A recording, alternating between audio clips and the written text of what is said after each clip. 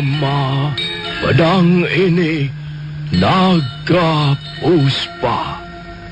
Selamatkan dia. Jangan sampai jatuh ke tangan pendekar berwatak jahat.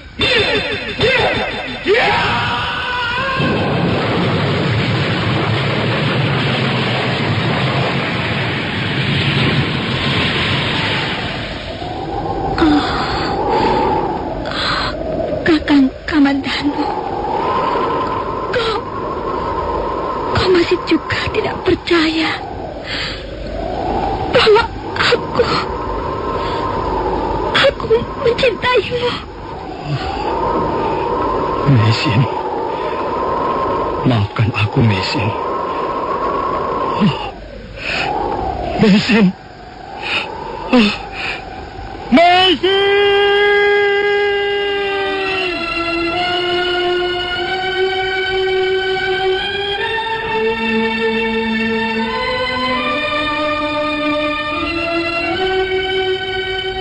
Tutur Tinula.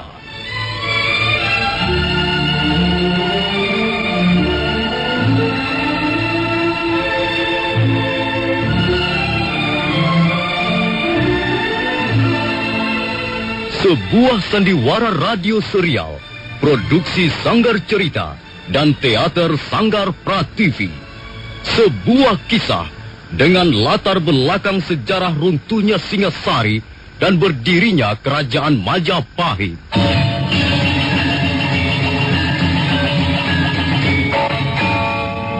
Sandiwara ini didukung oleh pemain-pemain radio yang sudah ternama. Ferry Fadli, Ivone Rose, dan Eli Ermawati.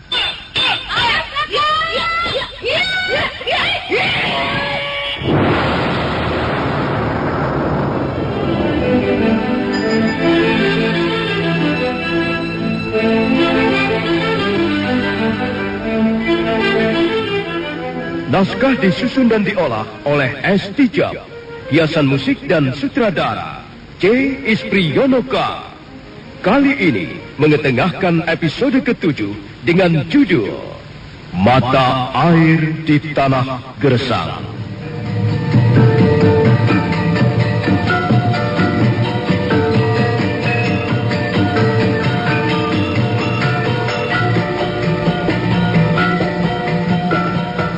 Dalam seri ke-191 ini didukung oleh para pemain Ferry Fadli sebagai Arya Kamandanu, Ivone Rose sebagai Sakawuni, dan Asdi Suhastra pembawa cerita.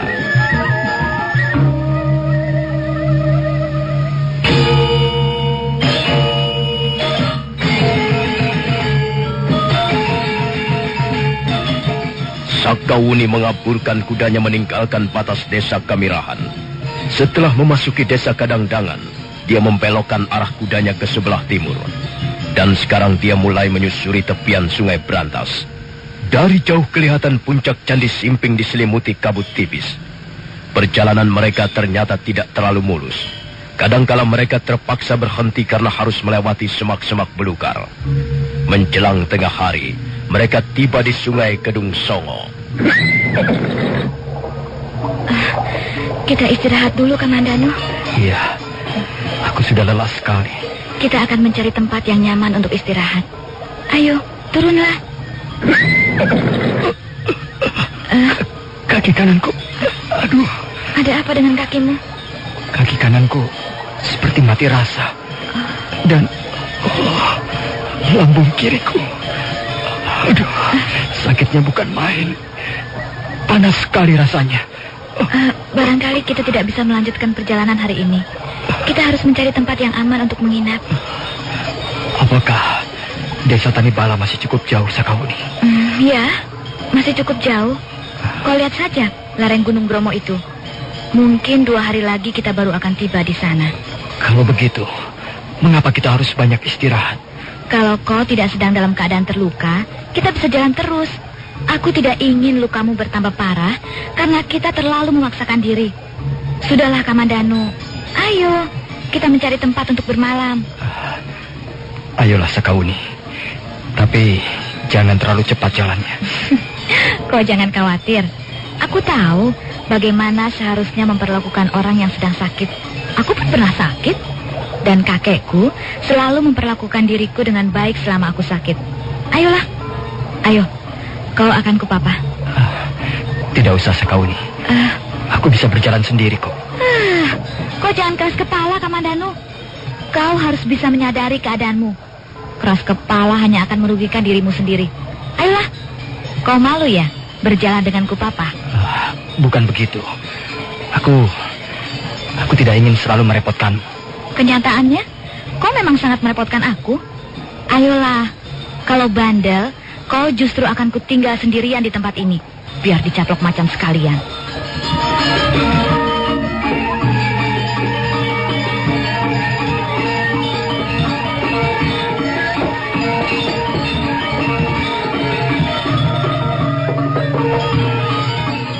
Sakawuni melangkah sambil memapah Arya Kamandanu.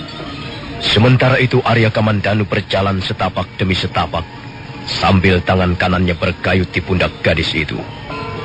Mereka menyusuri tepian sungai Kedung Songo. Tak lama kemudian mereka menemukan sebuah gua kecil yang cukup bersih. Gua itu letaknya menjorok ke arah sungai. Nah, kita bisa bermalam di sini. Iya, kukira tempat ini cukup baik. Kau pasti lapar. Perutku juga sejak tadi melilit-lilit. Kau tunggu sebentar di sini ya, Kamandanu. Aku akan mencari buah-buahan di sekitar sungai ini. Sakawuni. Arya Kamandanu bermaksud mencegah agar gadis itu jangan pergi. Tapi Sakawuni sudah keburu melompat, dan tubuhnya segera lenyap di balik rimbunan semak belukar. Sakawuni. Gadis Tanibala itu memang aneh. Dia brutal. Dia bisa hadir sebagai seorang gadis yang bengis dan kejam. Tapi pada dasarnya, dia mempunyai watak yang lembut keibuan. Ada sesuatu yang kurang pada dirinya. Apakah itu? Lambung kiriku nyeri sekali rasanya. Aduh. Apakah aku akan kuat meneruskan perjalanan? Apakah akhirnya lukaku ini akan bisa disembuhkan?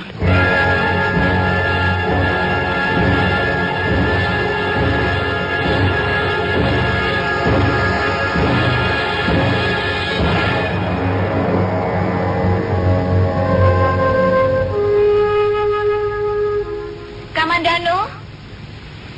Kamandanu? Kamandanu?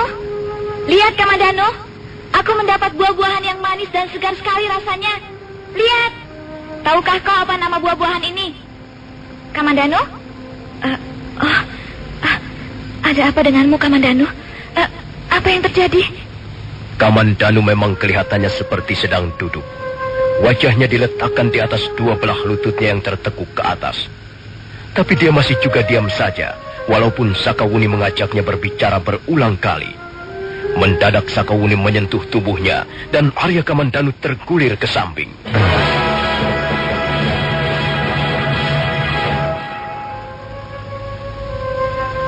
Kamandanu? Kamandanu? Oh, rupanya dia pingsan. Bagaimana ini? Apa yang harus kulakukan? Nampaknya lukanya menjadi semakin tidak menggembirakan. Oh, Sang Hyang Widi, berilah dia kekuatan. Berilah dia semangat dan kekuatan, agar kami bisa tiba bersama-sama di desa Tanibala. Kamandanu, kau sudah sadar kembali? Sakawuni, di mana kita sekarang? Kita masih di dalam perjalanan, Kamandanu. Sekarang ini kita berada di dalam sebuah gua. Kita akan menginap di sini barang semalam. Bagaimana keadaanmu? Tadi aku pergi mencari buah-buahan, dan ketika kembali, kulihat kau pingsan. Aku takut, Kamandanu. Kau tidak apa-apa, bukan? Sakawuni, kalau boleh, aku ingin mengusulkan sesuatu. Kau ingin mengusulkan apa? Lebih baik kau pulang ke Tanibala sendirian saja. Pulang sendirian? Dan kau bagaimana? Tinggalkan saja aku di sini. Tinggalkan saja aku, Sakawuni. Kau tidak perlu bersusah payah hanya karena ingin membawaku ke rumah kakekmu. Kau jangan geblek, Kamandanu. Aku sudah bersusah payah membawa kau sampai kemari. Dan sekarang kau berkata begitu. Kau telah membuatku kesal, tahu? Kau telah membuatku jengkel. Aku hanya ingin mencoba agar tetap bisa berpikir dengan sehat. Berpikir sehat bagaimana? Sekarang ini kenyataannya kau sedang sakit parah. Apakah aku bisa dibilang berpikir sehat kalau tiba-tiba meninggalkanmu sendirian di tempat ini? Kecuali kau memang ingin mati. Kalau kau ingin mati, nah, nyebur saja ke sungai di bawah itu. Sakawuni, dengar dulu kata-kataku ini. Kau membawaku jauh-jauh ke desa Tanibala. Dan setelah sampai di sana, belum tentu kakekmu bisa menyembuhkan luka-lukaku. Apakah itu bukan pekerjaan sia-sia namanya? Karena itu, kupikir lebih baik kau tinggalkan saja aku sendirian di tempat ini. Perjalananmu pasti akan lebih mudah tanpa harus membawa-bawa diriku. Kok keterlaluan, Kamandanu? Apa kau tidak biasa membuat senang hati orang lain? Dengar. Kalau aku hanya ingin sampai di Tanibala dengan mudah, aku akan terbang. Aku tidak perlu susah payah naik kuda, apalagi sambil membawa-bawa orang sakit. Kau jangan salah paham, Sakawuni. Aku bermaksud baik. Tapi maksud baikmu itu sangat menjengkelkan, Kamandanu. Jadi, kau masih tetap akan membawaku ke Tanibala? Sudah. Kau tidak usah banyak omong. Setiap kali ngomong, kata-katamu pasti hanya akan membuat telingaku sakit. Sudah, lebih baik kau istirahat. Tidur. Arya, Kamandanu, dan Sakawuni makan buah-buahan yang banyak terdapat di tepian sungai Kedung Songo. Buah itu rasanya seperti buah semangka, hanya ukurannya jauh lebih kecil. Malamnya mereka menginap di dalam gua. Beberapa kali Sakawuni terbangun untuk melihat Arya Kamandanu yang tidur sambil merintih seperti orang kedinginan. Entahlah, Sakawuni sendiri tidak tahu mengapa setiap kali melihat keadaan Arya Kamandanu, tiba-tiba hatinya menjadi sedih.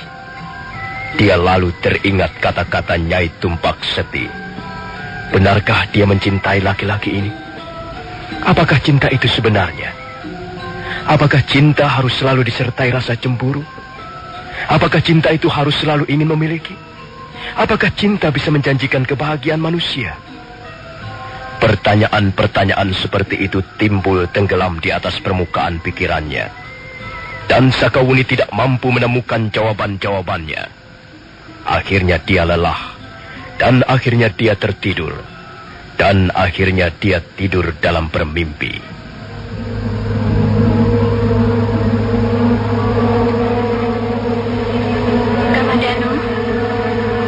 Kamandanu, aku di sini, Kamandanu. Sakawuni di sini. Kau memang gadis yang nakal, Sakawuni. Tapi kau juga seorang gadis yang cantik. Wah, rupanya kau pandai juga merayu. Aku bukan sedang merayumu, Sakawuni. Aku mengatakan yang sebenarnya. Kau memang seorang gadis yang nakal dan cantik. Awas, Sakawuni. Ada ular di sampingmu. Apakah ularnya sudah pergi, Kamandanu? Kau pikir ada ular benar-benar ya? Jadi kau hanya menggoda aku? Kurang asem kamu. Jantungku rasanya mau copot. Kau membuatku benar-benar ketakutan, Kamandanu. Kalau tidak dengan cara seperti itu, kapan Arya Kamandanu akan berpelukan dengan Sakawuni? Kau jahat, Kamandanu. Kau jahat. Awas ya, akan kupuntir batang hidungmu. Awas, jangan lari ya. Jangan lari. Ampun, Sakawuni. Ampun. Aduh.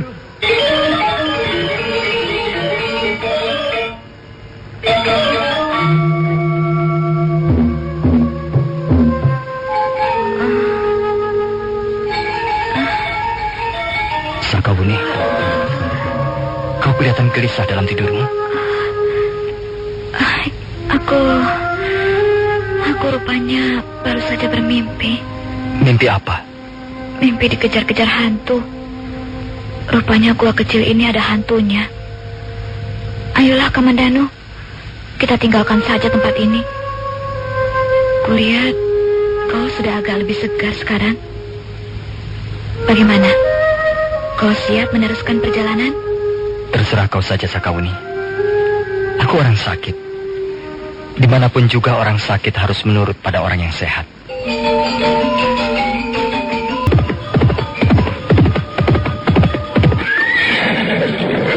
Kamandanu, apa kau ingin terlempar dari atas kuda? Ayo, pegang kuat-kuat pinggangku. Nanti kau terjatuh. Aku lelah sekali, Sakawuni. Kau tidak bisa bertahan barang sebentar lagi?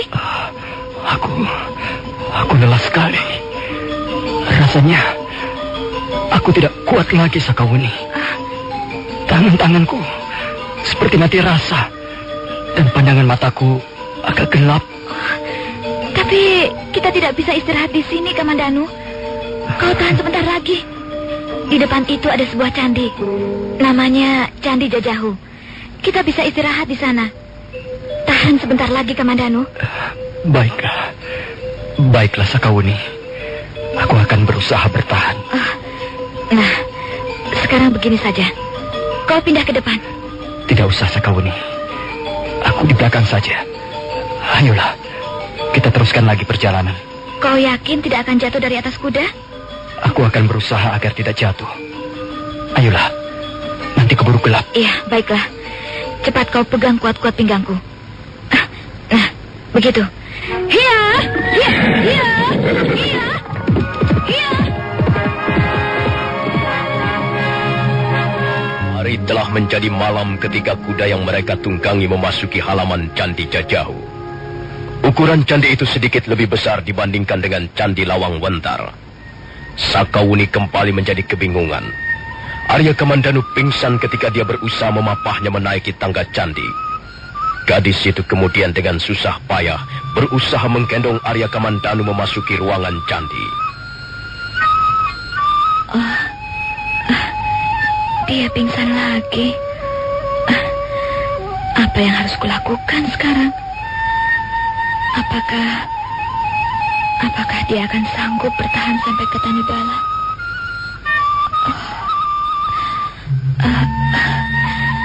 Arya Kamandanu, kau jangan pingsan terus-terusan. Ayo, bangunlah. Kita tinggal menyelesaikan perjalanan 1 hari lagi. Besok malam kita sudah akan tiba di desa kelahiranku. Ayo, bangunlah, Kamandanu. Kamandanu, mengapa kau membuatku susah terus-menerus? Mengapa kau membuat pikiranku selalu kacau? Ayo, bangunlah dan jawablah pertanyaanku, Kamandanu. Kamandanu. Karena sedih, karena bingung bercampur kesal, akhirnya Sakawuni menubruk tubuh Arya Kamandanu. Dia memeluk Arya Kamandanu sejadi-jadinya. Dia menciumi wajahnya, dia menciumi leher dan wajahnya. Dia terus memeluk sambil menangis terseduh-seduh. Dia memang tidak tahu lagi apa yang harus dilakukan, kecuali memeluk, menangis dan menciumi Arya Kamandanu. Tapi mendadak dia bangkit. Tiba-tiba dia merasa malu sekali. Harga dirinya berontak. Tidak.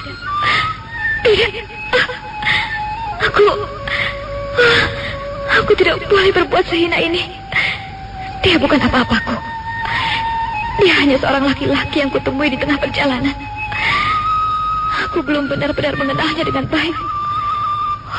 Sakawuni, kau gadis yang tidak tahu malu. Kau telah berani memeluk dan menciumi wajah seorang laki-laki yang sedang dalam keadaan pingsan. Gadis tidak tahu malu. Untung dia benar-benar pingsan. Bagaimana kalau dia hanya pura-pura pingsan? Idih. Malunya.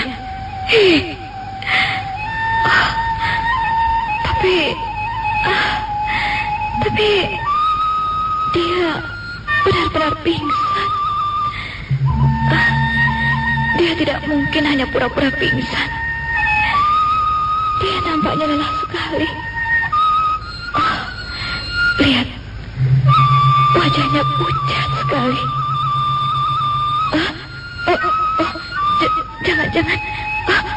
Jangan-jangan dia sudah mati. Jangan-jangan dia sudah tidak bernyawa lagi. Kamandanu, kau jangan mati. Kau jangan mati, Kamandanu. Jangan mati. Kau boleh pingsan, tapi sebentar saja. Jangan sampai mati. Dan kembali Sakawuni menubruk tubuh Arya Kamandanu, memeluk dan menciumi wajahnya sejadi-jadinya. Dan pada saat itu, terdengar derap orang-orang berkuda mendekat.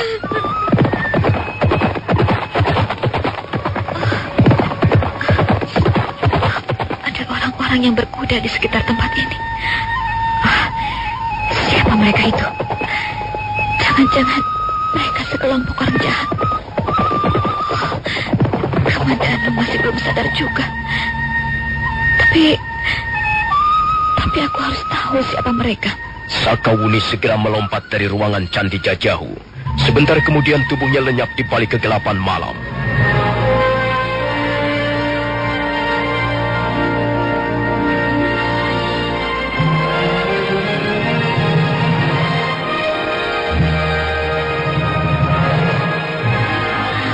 Aduh, capek. Masa harus kirim SMS-nya satu persatu sih? Ngapain repot sih? Pakai aja Fleximilis. Fleximilis? Iya, Fleximilis. Sekali kirim SMS, langsung bisa diterima sampai 1000 anggota. Caranya? Ketik create, spasi nama komunitas, spasi username, spasi password, kirim ke 333. Jumlah anggota dalam suatu Fleximilis sampai dengan 1000 nomor Flexi dengan kode area manapun. Terus, ngirim dan terima SMS-nya? Ketik aja nama komunitas, titik, koma, kemudian tulis pesannya, lalu kirim ke 333. Mau sekali kirim SMS bisa diterima banyak orang? Gunakan Fleximilis. Info lebih lanjut hubungi 147 atau klik www.telkomflexi.com. Flexi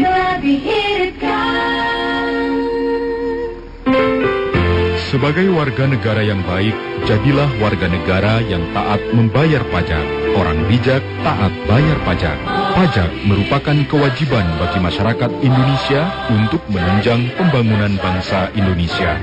Dalam rangka pendataan objek pajak dan memperluas basis pajak, mulai bulan Oktober 2011, Kantor Pelayanan Pajak Pratama Pamekasan akan melaksanakan sensus pajak nasional untuk wilayah Kabupaten Pamekasan. Sensus pajak nasional bertujuan memberikan pengertian dan kesadaran kepada masyarakat untuk membayar pajak ke negara. Dengan sensus pajak dapat menambah database dan melakukan pembaharuan data tentang wajib pajak. Berilah keterangan yang jelas kepada petugas sensus pajak di setiap pendataan. Mintalah surat tugas sensus kepada petugas yang mendatangi untuk memastikan keabsahan dari petugas dan menghindari petugas pajak gadungan. Ingat, jangan menitipkan pembayaran pajak kepada petugas pajak. Bayarlah pajak pada tempat yang sudah ditentukan seperti kantor pos atau bank yang ditunjuk. Sensus pajak nasional ini tidak dipungut biaya. Mari kita semua bayar pajak tepat waktunya.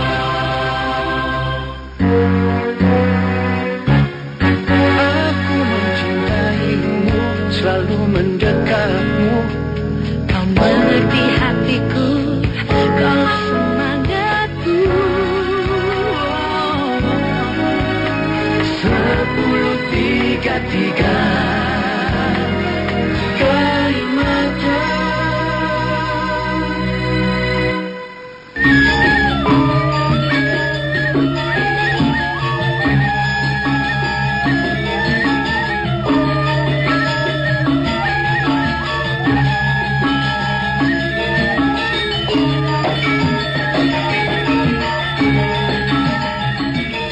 Arya Kamandanu kembali pingsan di ruangan Candi Jajahu. Sakawuni cemas, dia juga bingung, dan dia juga kesal. Akhirnya dia hanya bisa memeluk dan menciumi wajah Kamandanu sambil menangis terseduh-seduh seperti hanya bocah kecil. Tapi kemudian hatinya berontak. Dia menjadi malu sekali karena telah melakukan suatu perbuatan yang kurang senonoh, walaupun hal itu dilakukan di luar kesadarannya. Dan pada saat gadis itu tengah merenungi tubuh Arya Kamandanu yang terbaring dalam keadaan pingsan, mendadak terdengar derap orang-orang berkuda.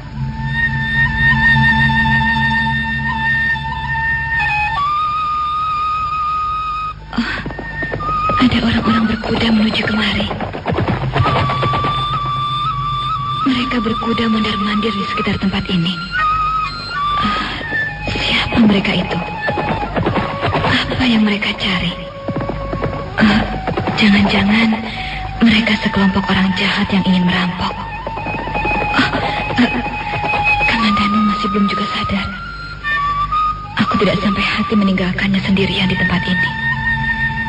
Tapi aku harus tahu siapa mereka itu. Aku harus bisa membelokkan perhatian mereka ke tempat lain. Jangan sampai mereka masuk ke ruangan candi ini dan menemukan kami berdua di tempat ini. Setelah menyeka keringat di wajah Arya Kamandanu, Sakawuni segera melompat dari ruangan candi. Sebentar kemudian tubuhnya sudah lenyap di telan kegelapan malam.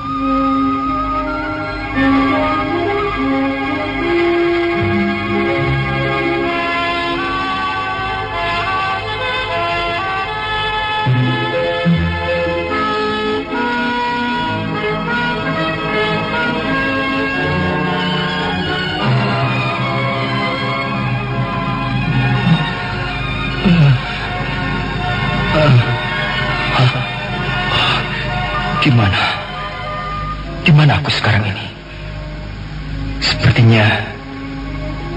Sepertinya aku berada dalam sebuah ruangan. Ruangan apa ini? Di mana Sakawuni? Apakah dia meninggalkan aku sendirian di tempat ini? Kalau memang begitu akan lebih baik. Aku memang pantas ditinggal sendirian. Dan aku lebih senang ditinggal sendirian. Aku tidak ingin menyusahkan orang lain. Sakawuni pasti merasa kesal. Mungkin dia sudah tidak sabar lagi. Ya, itu akan lebih baik. Biarlah. Kalau memang umurku tidak panjang lagi, aku rela mati di tempat ini. Sang Hyang Widi, kalau memang aku harus mati sekarang, janganlah hendaknya menjadi beban orang lain. Sang Hyang Widi, penguasa seluruh alam semesta ini. Siapa itu? Siapa yang berdiri di tengah-tengah pintu itu?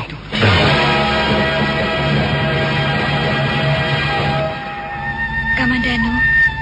Kaukah itu Sakawuni? Oh, kau sudah sadar, Kamandanu. Oh, syukurlah. Syukurlah, Kamandanu. Syukurlah kalau kau sudah sadar kembali. Oh, aku gembira sekali. Aku gembira sekali. Oh, maafkan aku, Kamandanu. Tidak apa-apa, Sakawuni. Kau dari mana saja? Kau tidak marah, Kamandanu? Maafkan aku. Aku gembira sekali. Aku sampai lupa. Tiba-tiba saja aku telah memelukmu. Maafkan aku, Kamandanu. Aku tidak sadar. Sudahlah. Aku tidak apa-apa. Ada orang-orang berkuda. Iya. Baru saja aku mengintip mereka. Mereka prajurit-prajurit Kediri. Prajurit Kediri? Iya. Apa yang mereka cari? Entahlah. Sepertinya mereka hanya berjaga-jaga, meronda mengawasi sepanjang jalan menuju Candi Jajahu ini. Tapi mungkin juga ada yang mereka cari. Bagaimana dengan lukamu, Kamandanu? Entahlah, Sekawuni. Sepertinya belum ada perubahan. Rasanya tubuhku menjadi sangat lemah. Pandangan mataku seringkali berkunang-kunang. Kita bisa istirahat malam ini. Kalau kau tidur pulas, kukira besok pagi kita bisa meneruskan perjalanan sampai ke Tanibala. Kukira kau tadi sudah pergi meninggalkan aku sendirian di tempat ini, Sekawuni. Ketika aku sadar dan terbangun, tak ada seorang pun di dekatku. Rupanya kau masih belum percaya padaku. Aku ini seorang gadis yang berwatak keras, Kamandanu. Kalau ingin menolong orang, aku tidak tanggung-tanggung. Aku tidak takut bahaya, tidak takut susah. Ya, walaupun misalnya rumah seorang tabib yang bisa menyembuhkan lukamu letaknya di atas langit, aku pun bersedia membuat tangga untuk mencapai langit. Aku terharu sekali mendengar pernyataanmu, Sekawuni. Dan kadangkala aku menjadi sangat sedih. Aku seringkali merasa bahwa diriku ini kurang berharga. Tapi ternyata ada juga seorang gadis yang memberikan perhatian begitu besar padaku. Terima kasih, Sekawuni. Percayalah, aku tidak akan melupakan budi baik kau sudah bangun, Sekawuni. Aku bahkan sudah bermimpi 2 kali. Wah, entahlah. Akhir-akhir ini aku seringkali bermimpi. Mudah-mudahan kau bermimpi yang baik-baik. Aku bermimpi tentang hantu. Oh, tentunya sangat menakutkan. Oh, tidak, Kamandanu. Soalnya hantunya bukan hantu yang jelek, tapi hantu yang menyenangkan. Dia tidak jahat. Nah, bagaimana? Aku sudah siap berangkat. Kalau begitu sebaiknya kita segera berangkat. Kita tidak perlu memaksakan diri, Kamandanu. Kalau kau merasa lelah atau lukamu terasa sakit, katakan saja. Kita akan istirahat. Apakah kita masih akan menyusuri Sungai Berantas? Kita sudah hampir sampai di hulu sungai. Kukira sebelum menjelang tengah hari nanti, kita sudah akan mencapai kaki Gunung Bromo. Dan setelah itu, kita tinggal menaiki lereng Gunung Bromo. Kembali mereka berkuda menyusuri tepian Sungai Berantas. Semakin ke hulu, sungai itu nampak semakin sempit. Kurang lebih 50 pal jauhnya dari Candi Jajahu, mereka berhenti sejenak untuk minum air gula aren. Dan setelah itu, mereka kembali meneruskan perjalanan. Di sepanjang perjalanannya, Sakawuni banyak bercerita tentang daerah-daerah di sekitar Gunung Bromo yang sudah banyak dikenalnya. Dan benar, menjelang tengah hari, mereka sudah mulai menginjak kaki Gunung Bromo. Daerah itu merupakan daerah perbukitan yang subur.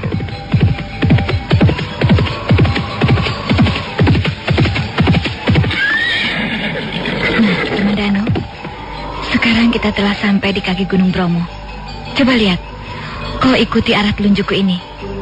Kau lihat lereng yang berwarna keabu-abuan itu? Iya, aku melihatnya. Di sana itukah letak desa kelahiranmu? Iya, di sana itulah kakekku tinggal, di desa Tanibala. Kalau sekarang ini kita berkuda tanpa berhenti, menjelang sore hari nanti kita sudah akan sampai di rumah kakekku. Apa kau perlu istirahat lagi, Kamandanu? Kukira tidak perlu, Sakawuni. Semenjak meninggalkan Candi Jajahu, kita sudah 5 kali istirahat. Kalau begitu, mari kita lanjutkan perjalanan. Awas, sekarang kita mulai menanjak. Kau peluk saja pinggangku erat-erat. Di balik celah gunung yang seolah-olah merupakan pintu gerbangnya, suasana desa Tanibala kelihatannya aman dan tentram.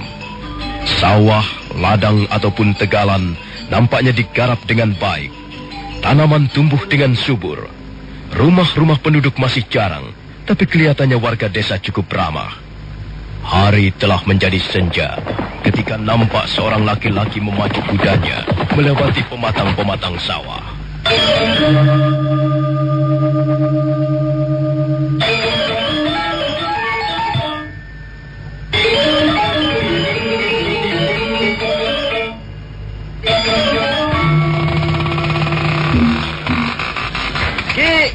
Ki Sugata! Ki Sugata Brahma! Ada apa, Rangkut? Hah? Aku sedang menyalakan lampu penerangan Tiba-tiba saja kau datang membuatku terkejut. Ada apa? Itu... Dan mengapa nafasmu ngos-ngosan seperti dikejar setan begitu? Ha? Ada apa? Itu Nini Sakauni, Ki Sugata. Saya melihat Nini Sakauni sedang berkuda menuju kemari. Apa? Sakauni? Iya, Ki Sugata. Rupanya Nini Sakauni tidak kerasan lagi menjadi seorang pengembara. Dia rupanya memutuskan pulang ke Tanibala, Ki Sugata. Di mana kau melihatnya? Di sana, di celah tebing di bawah sana, Ki Sugata. Oh, gadis tidak tahu aturan. Senangnya keluyuran. Dulu aku susah payah mencarinya ke sana kemari. Ya. Lalu kutemukan dan kubawa pulang ke rumah. Tapi dia kabur lagi. Dasar gadis berandal. Gadis urakan. Iya, Nini Sakauni memang anak nakal, Ki Sugata. Tapi sebenarnya wataknya baik sekali. Dia senang menolong orang, Ki Sugata. Mengapa kau tidak sekalian membawanya pulang ke rumah, Rangkut? Oh, Nini Sakauni tidak sendirian kok. Dia membawa seorang teman, Ki Sugata. Pasti temannya itu pun anak berandalan. Sudah. Cepat siapkan kudaku. Iya. Biarlah aku sendiri yang akan menjemputnya. Cucu yang satu ini memang luar biasa bandanya. Sakauni.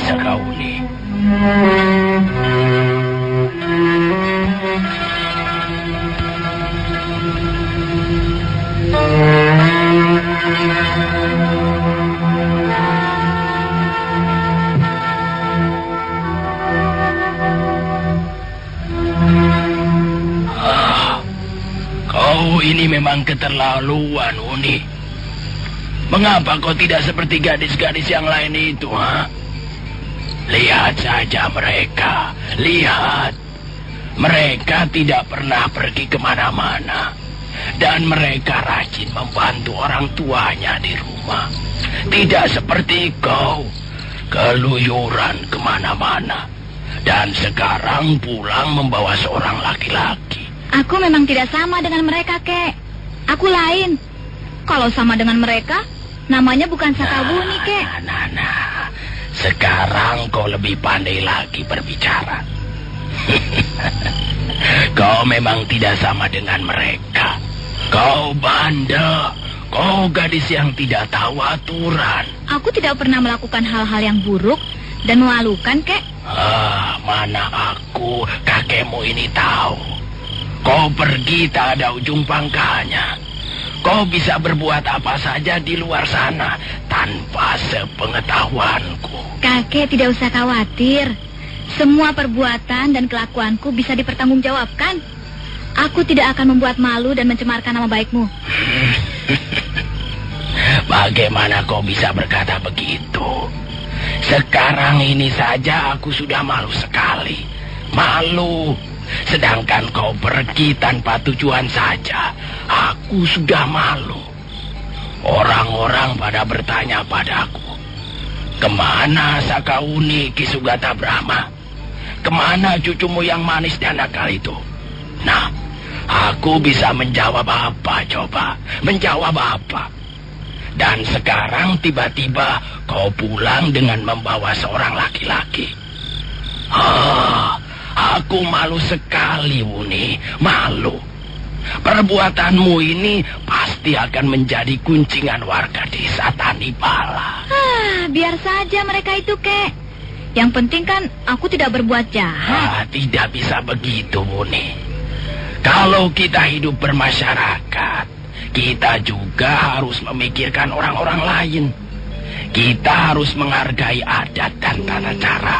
Tidak bisa seenaknya begitu. Apalagi kau ini seorang gadis remaja, Sakauni. Sudahlah, Kek. Aku tidak mau bicara soal itu lagi. Tunggu dulu, Boni. Kau belum menceritakan siapa laki-laki yang kau bawa pulang ke rumah ini. Siapa dia itu? Suamimu ya? Kakek ini ngawur. Suami?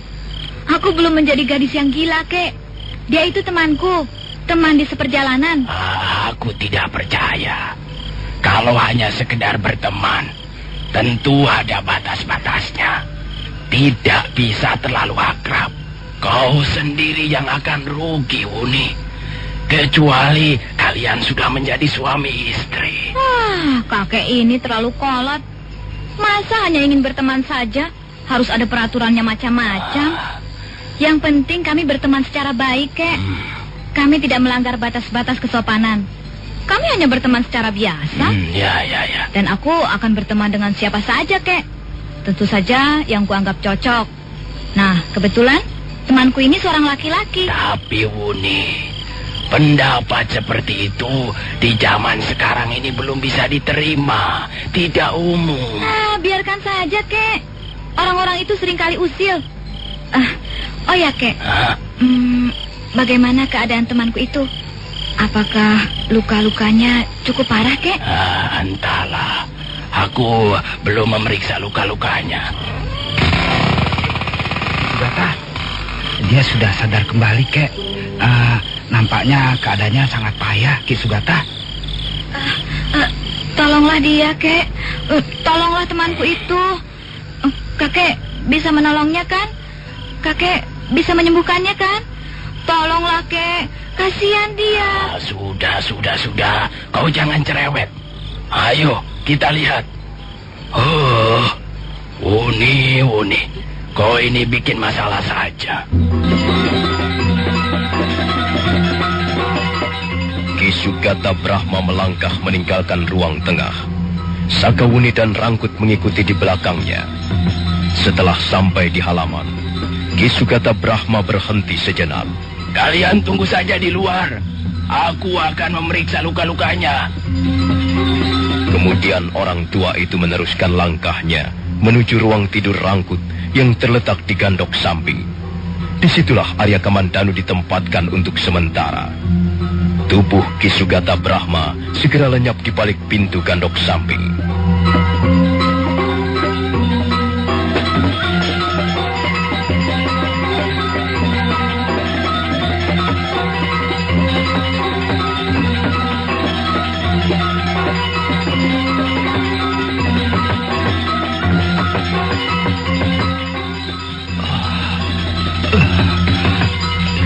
Siapakah Tuan? Angger, jangan memanggil Tuan. Panggil saja saya dengan sebutan kakek. Saya kakeknya Sakawuni. Sekarang ini Angger berada di desa Tanibala, di rumah saya. Terima kasih, Kek. Rupanya Sakawuni telah berhasil membawa saya ke desa kelahirannya. Siapakah nama Angger? Nama saya Arya Kamandanu, Kek. Saya berasal dari desa Kurawan. Kurawan? Kalau tidak salah, desa itu letaknya di kaki gunung Anjasmara bagian timur. Dan kalau tidak salah, di situ tinggal seorang empu yang sangat terkenal, yang bernama Empu Hanggareksa. Dia terkenal sekali karena karya-karyanya di bidang pembuatan senjata pusaka. Saya anaknya, Kek. Saya anak kedua Empu Hanggareksa. Tapi ayah saya sekarang sudah tidak ada lagi. Beliau sudah wafat beberapa bulan yang lalu. Saya ikut berbelasungkawa atas wafatnya ayahmu, Nger. Saya sudah sejak lama mengenal nama beliau. Dan saya sangat mengagumi karya-karyanya beliau sebagai seorang ahli pembuat senjata pusaka. Baiklah. Sekarang saya akan memeriksa luka-lukamu, Nger.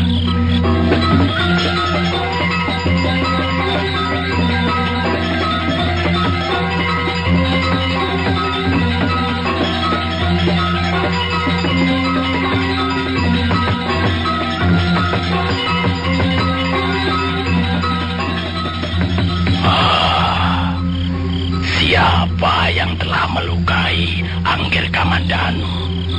Saya terlibat dalam pertarungan melawan Empu Bajil dan kaki tangannya, Kek. Dalam pertarungan itu, Empu Bajil berhasil melontarkan pukulannya ke arah dada saya. Tapi rupanya tanpa saya sadari, Dewi Sambi juga berhasil menyarangkan pukulan Aji Tapak Bisanya. Oh, iya. Dan pukulan itu tepat mengenai lambung kiri saya. Saya sudah menduga sebelumnya, Angger. Angger terkena pukulan ajian ilmu yang ampuh 2 kali berturut-turut. Yang pertama, Angger terkena pukulan Aji Segara Geni di bagian dada. Kemudian Aji Tapak Wisa di bagian lambung kiri. Kedua jenis pukulan berilmu tinggi itulah yang sekarang ini membuat luka Angger cukup parah. Kalau saja hanya satu jenis pukulan yang mengenai tubuh Angger, maka masih bisa dicarikan cara untuk mengobatinya. Ki Sugata Brahma lalu mengurut seluruh tubuh Arya Kamandanu. Nah, bagaimanakah kisah selanjutnya? Apakah akhirnya luka-luka Arya Kamandanu bisa disembuhkan? Saudara pendengar, silakan menunggu seri berikutnya. Sampai jumpa.